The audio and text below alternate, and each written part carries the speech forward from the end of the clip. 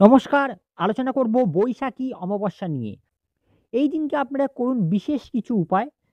তাই এই দিনকে যে সমস্ত ব্যক্তিরা সকালবেলা গঙ্গা স্নান করবেন, তাদের কিন্তু গঙ্গা স্নানে সহস্র গোদান তুল্য ফল প্রাপ্তি করতে পারবেন।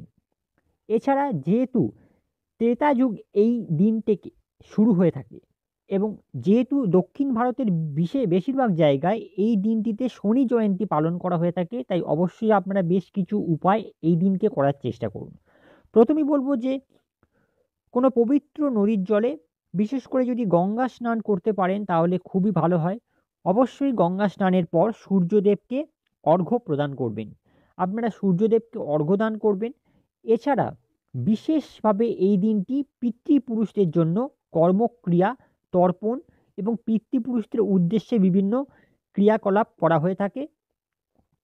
এতে পিতৃগণ তারা আত্মার শান্তি পেয়ে থাকেন। এছাড়া আপনারা যে কোনো শনি মন্দিরে গিয়ে এই দিনকে আপনারা সর্ষের তেলের একটি প্রদীপ জ্বালিয়ে আসুন। তিল যদি দান করতে পারেন তাহলে খুব ভালো হয়।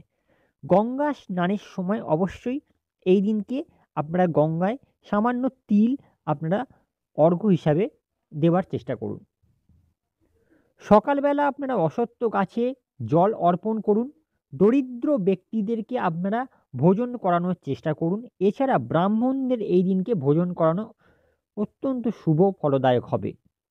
কালসর্প নিবারণের জন্য একটি বিশেষ উত্তম দিন। এই দিনকে আপনারা কোনো পণ্ডিত বা পুরোহিত দ্বারা আপনারা কালসর্প দোষ নিবারণের পূজা অর্চনা করতে পারেন, যদি আপনাদের জন্মছকে কালসর্প দোষ থেকে থাকে। এছাড়া সন্ধেবেলা একটি অবশ্যই আপনারা সর্ষের তেলের প্রদীপ জ্বালানোর চেষ্টা করবেন।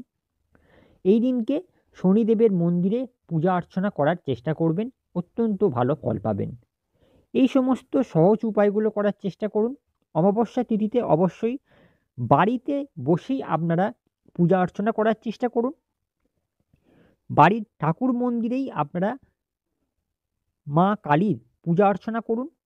মন্দিরের ভেতরে সর্ষের তেলের একটি প্রদীপ জ্বালাবেন এবং বাড়ির তুলসী গাছে একটি প্রদীপ অবশ্যই জ্বালানোর চেষ্টা করবেন।